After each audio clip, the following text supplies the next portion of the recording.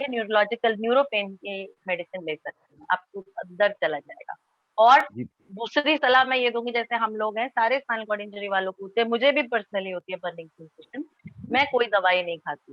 क्यों? क्योंकि मुझे ऐसा लगता है जब आप दवाई खाते हैं तो आप उसको 6 से 8 घंटे के लिए पेन को भूल जाते हैं, दर्द कम हो जाता है, लेकिन आपको 8 घंटे बाद वो दवाई रिपीट करनी पड़ती है। तो बहुत जी बार ऐसा होता है कि लोग इतने डिपेंडेंट हो जाते हैं इन दवाइयों में कि वो एक दिन में 3 से 4 मेडिसिन खा रहे हैं। तो जितना आप बर्दाश्त कर सकते हैं एक्सरसाइजेस करते टाइम उतना अच्छा है। अदरवाइज अगर आपको लगता है कि आपकी एक्सरसाइजेस मिस हो रही है उस चक्कर में, तो प्लीज आप एक्सरसाइजेस से आधा से 1 घंटा पहले डॉक्टर से कंसल्ट करके न्यूरो पेन की मेडिसिन ले सकते थैंक यू मैम। हैं। वेलकम।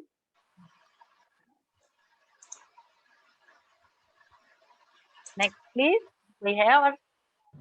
हाँ जी, राहुल कुमार। ये जी अभी सुरेश जी को किया है मैंने। चलो ठीक है, आप उन्हीं को कंटिन्यू करिए। बोलिए सुरेश हेलो, जी। हाँ मैम, नमस्ते मैम। नमस्ते जी।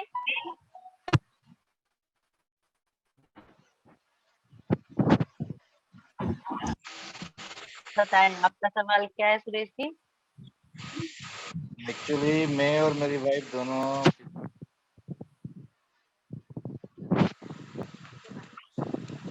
हेलो, जी जी बताएं, आपकी आवाज आ रही है।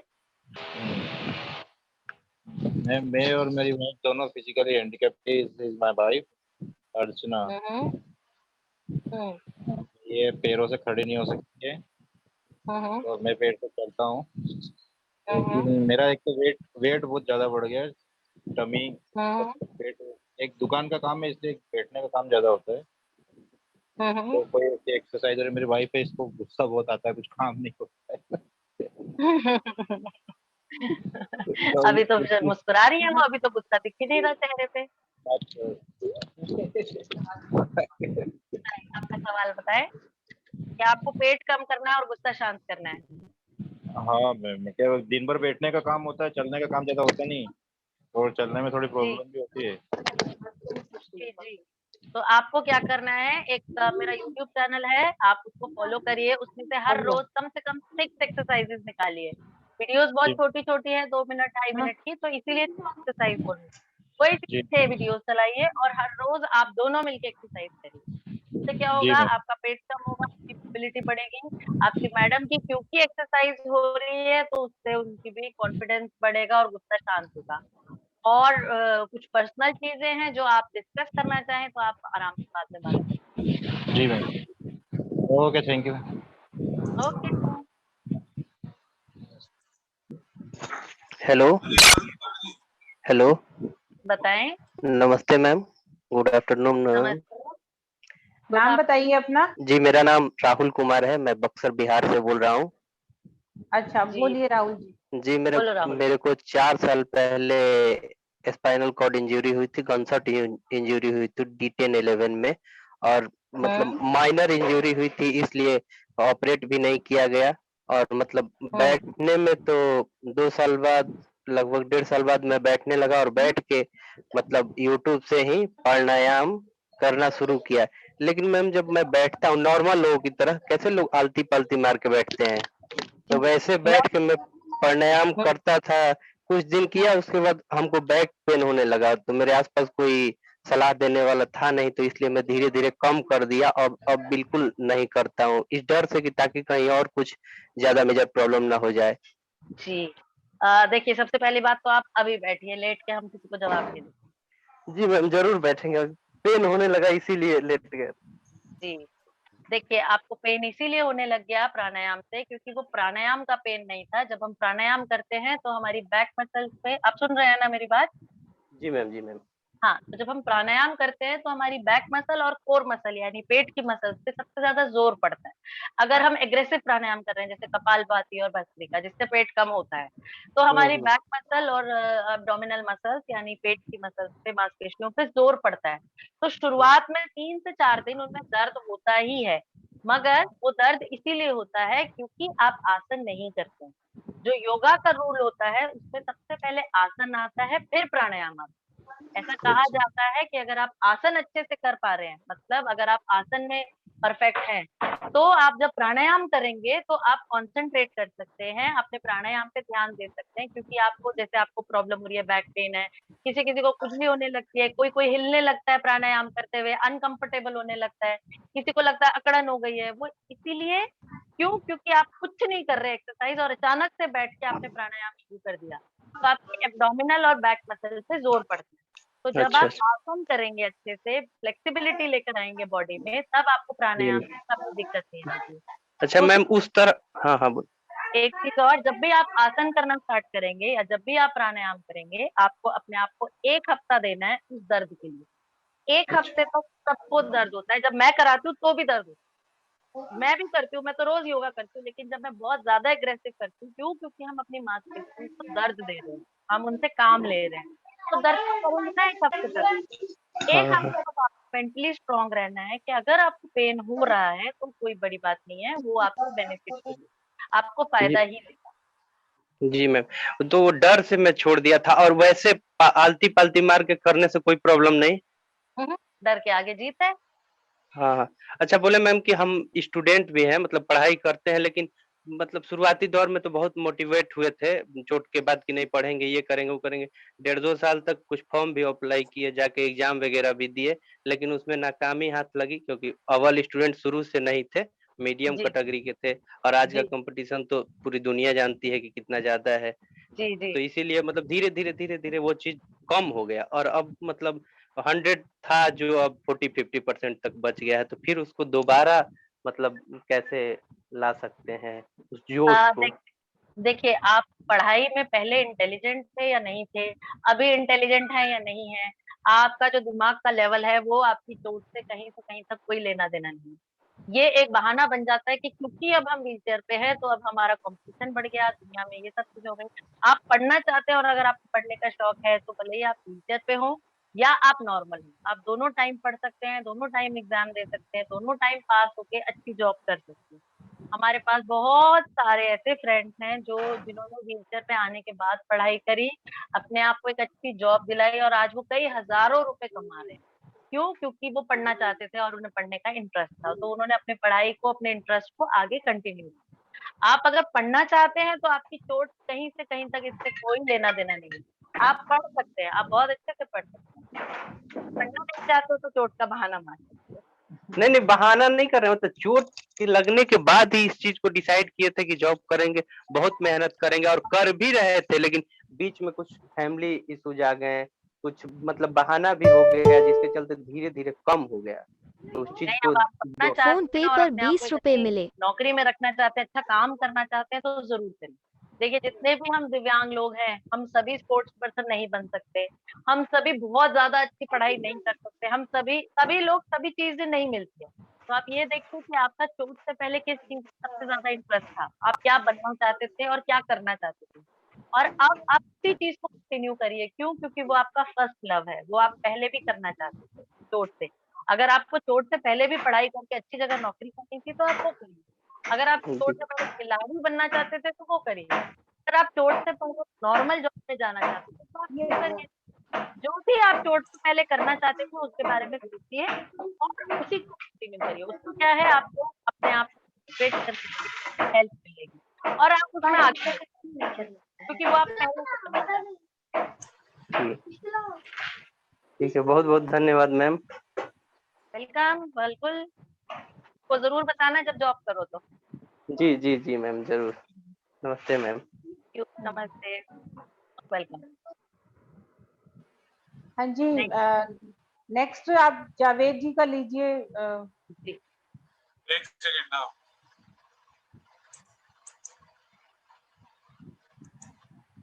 जावेद जी को अनम्यूट करने का वो दिया है मैंने, but he is not responding, may be शायद। अभी भी उनका हैंड रेज है।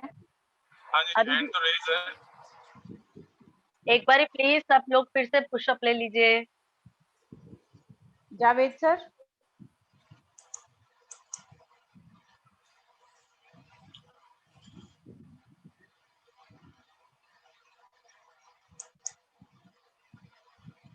Hello, नमस्कार हाँ सर। जी, am I audible? हाँ जी, now you are audible sir. Thank you, Pragya. Pragya, it was a very mind-blowing presentation, thank you. and we got a lot of inputs. आप वैसे भी हमारे इस सेक्टर की रोल मॉडल हो, और आपके बातें जो हमें आज सुनने को मिली वो बहुत ज्यादा हमें एक रास्ता दे रही है, हाउ टू गेट फुली रिहेबिलिटेटेड।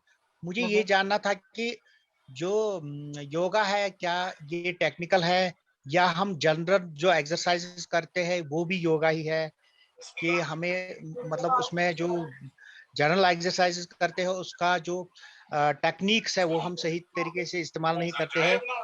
वो अगर ऐसा कुछ है तो हम योगा के टेक्निक्स कैसे सीख सकते हैं? सर देखिए, योगा में और एक्सरसाइज या फिजियोथेरेपी में एक सबसे बड़ा फर्क होता है, योगा आपकी मसल की एंड्योरेंस को बढ़ाने में हेल्प करता है। मतलब अगर आपने योगा का जो बेसिक रूल होता है वो होता है स्थिरम। मतलब अगर आप किसी एक पोस्चर में हैं और आप उसे मेंटेन कर पा रहे हैं तो योगा का एक पोस्चर है। लेकिन अगर आप वो एक फिजियो एक्सरसाइज है या वो एक जनरल फिटनेस एक्सरसाइज है। फॉर एग्जाम्पल अगर मैं आपको एक छोटा सा एग्जाम्पल दूं, अगर कोई यूजर या कोई एसबीआई हाथ ऊपर करके बैठ सकता है, अगर उसका बैलेंस हो रहा है और वो सिर्फ अप डाउन की प्रैक्टिस कर रहा है, तो वो एक फिटनेस एक्सरसाइज है, वो एक फिजियो है। अगर वो हाथ ऊपर करके बिना किसी सहारे के कम से कम 1 मिनट तक होल्ड कर सकता है, तो वो एक योगा का पोजीशन है। योगा में पोजीशन होल्ड किया जाता है, फिजियोथेरेपी में रेपिटेशन पे काम होता है। योगा में मसल की पढ़ाई जाती है कि मतलब अगर मैं यहाँ से लेके हाथ यहीं ला रही हूँ तो ये मैं अपने आप कर रही हूँ और मुझे इसे मेंटेन करना है, ताकि आज मैं यहाँ कंफर्टेबल यहाँ कंफर्टेबल हूँ, फिर हफ्ते भर बाद यहाँ रेंज ऑफ मोशन बढ़ाई जाती है कि अगर मेरा हाथ यहाँ है तो मैं यहाँ से यहाँ तक सिर्फ रेपिटेशन करूँ, जिससे एक रेंज ऑफ मोशन बढ़ जाए। तो फिजियोथेरेपी के अलग बेनिफिट्स हैं, योगा के अलग बेनिफिट्स हैं। योगा रेंज ऑफ मोशन पे नहीं, मसल एंड्योरेंस पे काम करती है।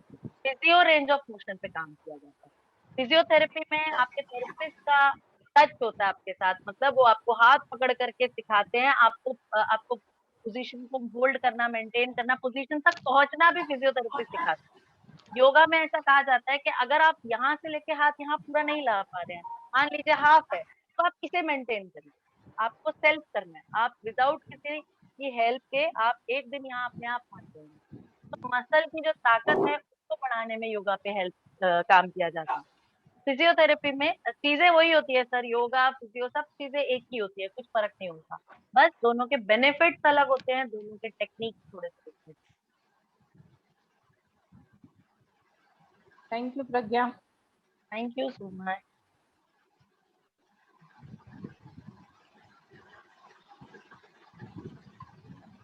अभी सेशन काफी लंबा हो गया है, तो अभी हमारे पास 3-4 मेंबर्स की और क्वेरीज हैं, तो क्या मैं उनसे मैसेज लेकर आपको आगे फॉरवर्ड कर दूं या फिर हम? बिल्कुल, जैसे आपके लिए कंफर्टेबल हो माती, मैं सब कुछ।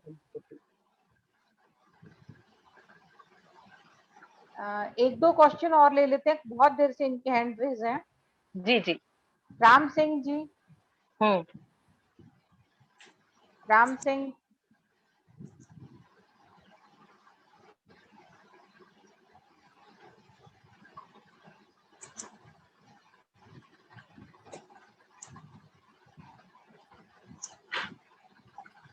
हेलो जी बताएं। हाँ जी बोलिए राम सिंह जी, बोलिए बोलिए। भाई पंजाबी च गल कर सकते हैं भाजी? हाँ जी मैं बोल करिए नहीं करिए। पाऊंगी लेकिन समझने की पूरी कोशिश करूंगी, बताएगी। अच्छा ਇਹਦਾ ਨਾ मतलब मेरे ना घर ਦੀ ਸੱਟ ਲੱਗੀ ਹੈ ਸਪਾਈਨਲ ਕੋਰਡ 'ਚ।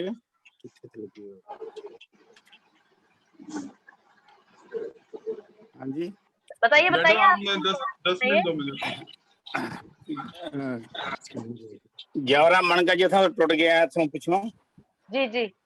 ਤੇ ਉਹ ਨਾ ਦੁਕਾਨ ਤੇ ਬੈੰਦੇ ਆ ਤੇ ਉਹਨਾਂ ਨੇ ਨਾ ਪਿੱਛੇ ਜਿੱਦਾਂ ਹੱਡੀ ਨਾ ਜਿੱਦਾਂ ਕੁੱਬ ਜਿਹਾ ਆ ਗਿਆ ਇਸ ਤਰ੍ਹਾਂ ਬਾਹਰ ਨੂੰ। ਉਹ ਕਿੱਦਾਂ ठीक हो सकता? आपका क्या पेच लूज हो गया है पीछे से, स्क्रू ढीला हो गया है, पेट बाहर आ गया है क्या? पेट थोड़ा सा है, ज्यादा नहीं।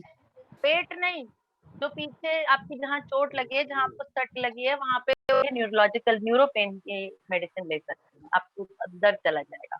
और जी दूसरी सलाह मैं ये दूंगी, जैसे हम लोग हैं सारे स्पाइनल कॉर्ड इंजरी वालों को होती है, मुझे भी पर्सनली होती है बर्निंग सेंसेशन, मैं कोई दवाई नहीं खाती। क्यों? क्योंकि मुझे ऐसा लगता है जब आप दवाई खाते हैं तो आप उसको 6 से 8 घंटे के लिए पेन को भूल जाते हैं, दर्द कम हो जाता है, लेकिन आपको 8 घंटे बाद वो दवाई रिपीट करनी पड़ती है। तो बहुत बार ऐसा होता है कि लोग इतने डिपेंडेंट हो जाते हैं इन दवाइयों में कि वो एक दिन में 3 से 4 मेडिसिन खा रहे हैं।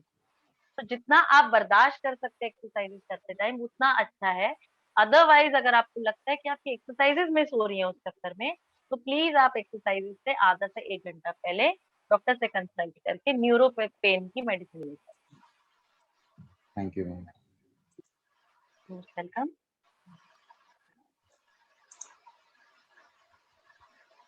नेक्स्ट प्लीज, कोई है और? हाँ जी, राहुल कुमार। ये अभी सुरेश जी को किया है मैंने। चलो ठीक है, आप उन्हीं को कंटिन्यू करिए। बोलिए हेलो, सुरेश जी। हाँ मैम, नमस्ते मैम। नमस्ते जी।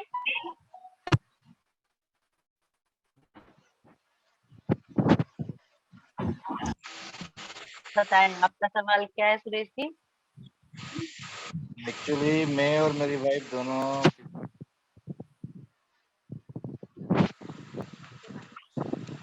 हेलो, जी जी बताएं, आपकी आवाज आ रही है।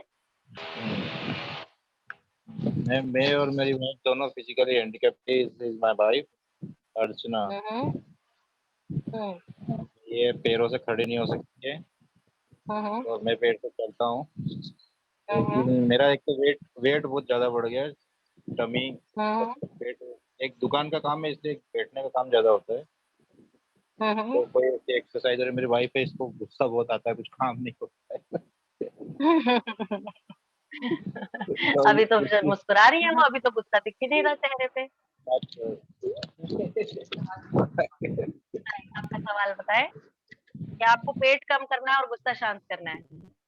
हाँ मैं क्या, दिन भर बैठने का काम होता है, चलने का काम ज्यादा होता नहीं, और चलने में थोड़ी जी प्रॉब्लम भी होती है। जी जी। तो आपको क्या करना है, एक मेरा यूट्यूब चैनल है, आप उसको फॉलो करिए, उसमें से हर रोज कम से कम 6 एक्सरसाइजेस निकालिए। वीडियोस बहुत जी छोटी छोटी है, 2 मिनट 2.5 मिनट की, तो इसीलिए एक्सरसाइज बोल रही हूँ। कोई जी 6 वीडियोस चलाइए और हर रोज आप दोनों मिलके एक्सरसाइज करिए। इससे क्या जी होगा, मैम। आपका पेट कम होगा, आपकी मोबिलिटी बढ़ेगी। आपकी मैडम की क्योंकि एक्सरसाइज हो रही है तो उससे उनकी भी कॉन्फिडेंस बढ़ेगा और गुस्सा शांत होगा। और कुछ पर्सनल चीजें हैं जो आप डिस्कस करना चाहें तो आप आराम से बाद में बात जी मैम, ओके, थैंक यू। करें। ओके। हेलो। हेलो। बताएं। नमस्ते मैम। Good afternoon ma'am. नमस्ते। गुड नाम बताइए आफ्टरनून। अपना। जी मेरा नाम राहुल कुमार है, मैं बक्सर बिहार से बोल रहा हूँ। अच्छा, जी बोलिए राहुल जी। जी मेरे बोलो राहुल जी। मेरे को 4 साल पहले स्पाइनल कॉर्ड इंजरी हुई थी, गनशॉट इंजरी हुई थी D10-11 में। और मतलब हम्म माइनर इंजरी हुई थी, इसलिए ऑपरेट भी नहीं किया गया। और मतलब हम्म बैठने में तो 2 साल बाद, लगभग 1.5 साल बाद मैं बैठने लगा और बैठ के मतलब यूट्यूब से ही प्राणायाम करना शुरू किया। लेकिन मैम जब मैं बैठता हूँ नॉर्मल लोगों की तरह, कैसे लोग आलती पालती मार के बैठते हैं, तो वैसे मैं बैठ के मैं प्राणायाम हम्म, करता था। कुछ दिन किया, उसके बाद हमको बैक पेन होने लगा, तो मेरे आसपास कोई सलाह देने वाला था नहीं, तो इसलिए मैं धीरे धीरे कम कर दिया। अब बिल्कुल नहीं करता हूँ, इस डर से कि ताकि कहीं और कुछ ज्यादा मेजर प्रॉब्लम ना हो जाए। जी देखिए, सबसे पहली बात तो आप अभी बैठिए, लेट के हम किसी को जवाब नहीं देंगे। जी मैम जरूर बैठेंगे, पेन होने लगा इसीलिए लेट गए। जी देखिए, आपको पेन इसीलिए होने लग गया प्राणायाम से, क्योंकि वो प्राणायाम का पेन नहीं था। जब हम प्राणायाम करते हैं तो हमारी बैक मसल्स पे, आप सुन रहे हैं ना मेरी बात? जी मैम, जी मैम। हाँ, तो जब हम प्राणायाम करते हैं तो हमारी बैक मसल और कोर मसल यानी पेट की मसल पे सबसे ज्यादा जोर पड़ता है। अगर हम एग्रेसिव प्राणायाम कर रहे हैं जैसे कपालभाति और भस्त्रिका, जिससे पेट कम होता है, तो हमारी हम्म। बैक मसल और अब्डोमिनल मसल्स यानी पेट की मसल्स पे, मांसपेशियों पे जोर पड़ता है। तो शुरुआत में 3 से 4 दिन उनमें दर्द होता ही है, मगर वो दर्द इसीलिए होता है क्योंकि आप आसन नहीं करते हैं। जो योगा का रूल होता है उसमें सबसे पहले आसन आता है, फिर प्राणायाम आता है। ऐसा कहा अच्छा जाता है कि अगर आप आसन अच्छे से कर पा रहे हैं, मतलब अगर आप आसन में परफेक्ट हैं, तो आप जब प्राणायाम करेंगे तो आप कंसंट्रेट कर सकते हैं, अपने प्राणायाम पे ध्यान दे सकते हैं, क्योंकि आपको जैसे आपको प्रॉब्लम हो रही है, बैक पेन है, किसी किसी को कुछ भी होने लगती है, कोई कोई हिलने लगता है प्राणायाम करते हुए, अनकंफर्टेबल होने लगता है, किसी को लगता है अकड़न हो गई है, वो इसीलिए क्यों, क्योंकि आप कुछ नहीं कर रहे एक्सरसाइज और अचानक से बैठ के आपने प्राणायाम शुरू कर दिया, तो आपके एब्डोमिनल और बैक मसल पे जोर पड़ता है। तो जब अच्छा आप अच्छा। आसन करेंगे अच्छे से, फ्लेक्सिबिलिटी लेकर आएंगे बॉडी में, तब आपको प्राणायाम हम्म, में कभी दिक्कत नहीं होगी। अच्छा मैम दूसरी उस तरह, हाँ हाँ बोल। एक चीज और, जब भी आप आसन करना स्टार्ट करेंगे या जब भी आप प्राणायाम करेंगे, आपको अपने आप को 1 हफ्ता देना है उस दर्द के लिए। एक अच्छा हफ्ते तक सबको दर्द होता है, जब मैं कराती हूँ तो भी दर्द होता है, मैं भी करती हूँ, मैं तो रोज योगा करती हूँ, लेकिन जब मैं बहुत ज्यादा एग्रेसिव करती हूँ, क्यों, क्योंकि हम अपनी मांसपेशियों को दर्द दे रहे हैं, हम उनसे काम ले रहे हैं, तो दर्द तो करेंगे ना 1 हफ्ते तक। हाँ एक हाँ। हफ्ते तक आपको मेंटली स्ट्रांग रहना है कि अगर आपको पेन हो रहा है तो कोई बड़ी बात नहीं है, वो आपको बेनिफिट देगी, आपको फायदा जी ही देगा। जी मैम, तो वो डर से मैं छोड़ दिया था, और वैसे आलती पालती मार के करने से कोई प्रॉब्लम नहीं। डर के आगे जीत है। हाँ हाँ। अच्छा बोले मैम कि हम स्टूडेंट भी हैं, मतलब पढ़ाई करते हैं, लेकिन मतलब शुरुआती दौर में तो बहुत मोटिवेट हुए थे चोट के बाद कि नहीं पढ़ेंगे, ये करेंगे वो करेंगे।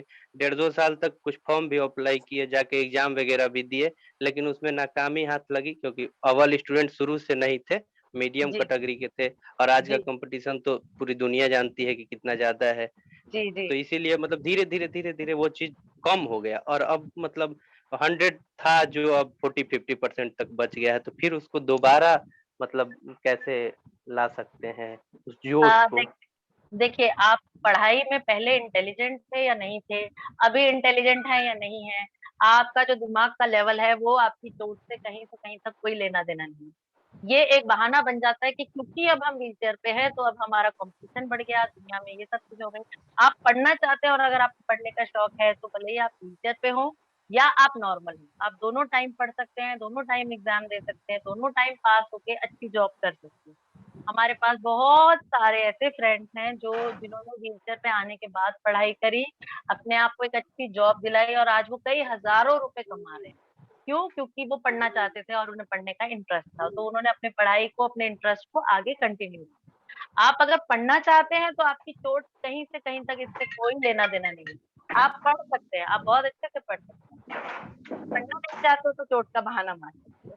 नहीं नहीं, बहाना नहीं कर रहे हो, तो चोट के लगने के बाद ही इस चीज को डिसाइड किए थे कि जॉब करेंगे, बहुत मेहनत करेंगे, और कर भी रहे थे, लेकिन बीच में कुछ फैमिली इश्यूज आ गए, कुछ मतलब बहाना भी हो गया, जिसके चलते धीरे धीरे कम हो गया, तो उस चीज नहीं, को अब आप पढ़ना जो चाहते फोन पे हैं और पर अपने आप को 20 एक रुपए अच्छी मिले। नौकरी में रखना चाहते हैं, अच्छा काम करना चाहते हैं, तो जरूर करिए। देखिए, जितने भी हम दिव्यांग लोग हैं, हम सभी स्पोर्ट्स पर्सन नहीं बन सकते, हम सभी बहुत ज्यादा अच्छी पढ़ाई नहीं कर सकते, हम सभी सभी लोग सभी चीजें नहीं मिलती है।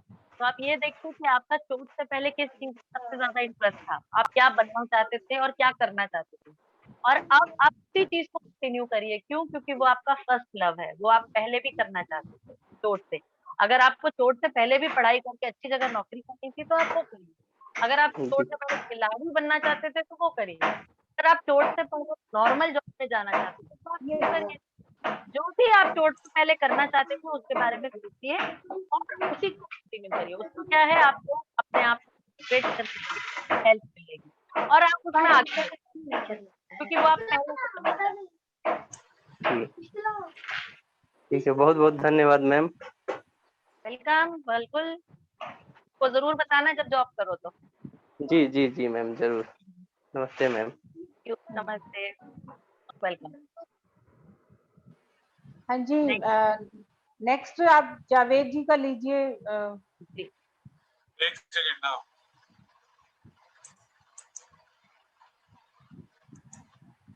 जावेद जी को अनम्यूट करने का वो दिया है मैंने, but he is not responding, may be शायद। अभी भी उनका हैंड रेज है। हाँ जी, अभी हैंड तो रेज है। एक बार प्लीज सब लोग फिर से पुशअप ले लीजिए। Javed sir,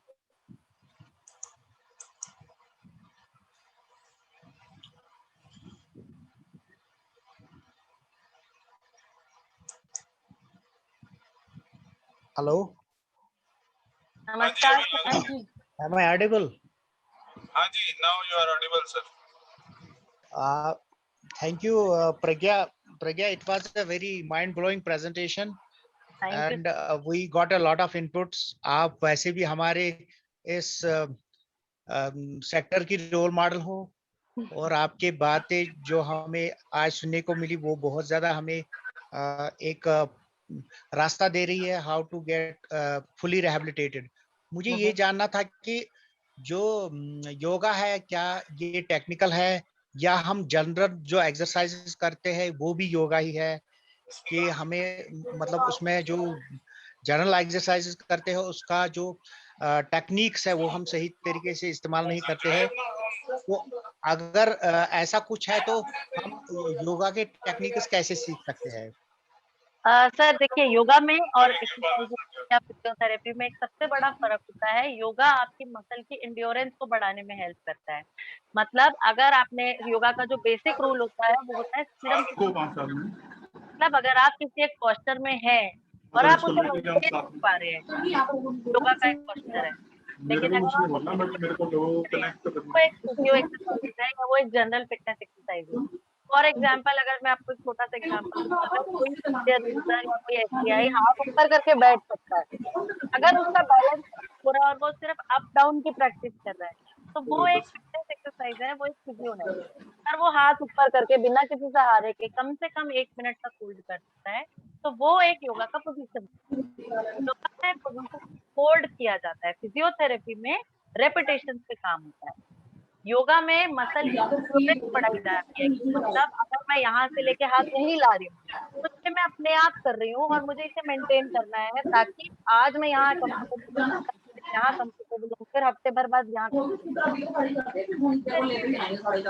range of motion बढ़ाई जाती है, कि अगर मेरा हाथ यहाँ है तो मैं यहाँ से यहाँ तक सिर्फ रेपिटेशन करूँ, जिससे एक रेंज ऑफ मोशन बढ़ जाए। तो फिजियोथेरेपी के अलग बेनिफिट्स हैं, योगा के अलग बेनिफिट्स हैं।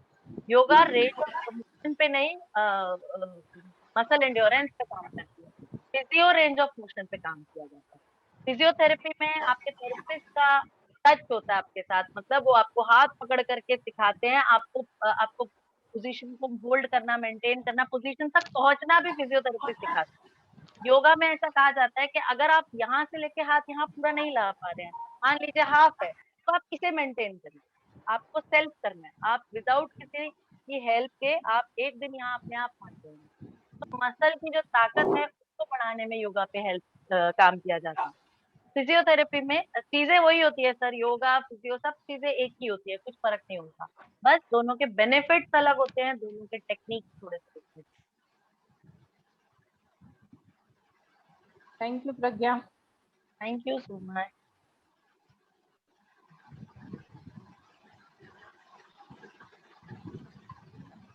अभी सेशन काफी लंबा हो गया है, तो अभी हमारे पास 3-4 मेंबर्स की और क्वेरीज हैं, तो क्या मैं उनसे मैसेज लेकर आपको आगे फॉरवर्ड कर दूं या फिर हम? बिल्कुल, जैसे आपके लिए कंफर्टेबल हो माती, मैं सब कुछ समझती हूँ। 1-2 क्वेश्चन और ले लेते हैं, बहुत देर से इनके हैंड रेज हैं। जी जी। राम सिंह जी। राम सिंह।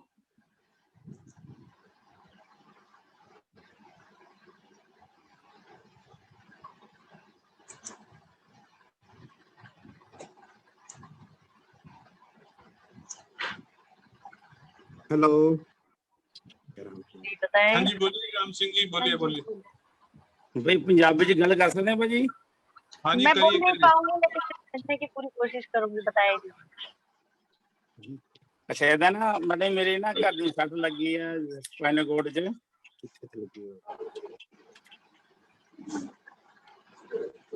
हाँ जी बताइए मैडम बताइए। आपने 10 मिनट दो मुझे।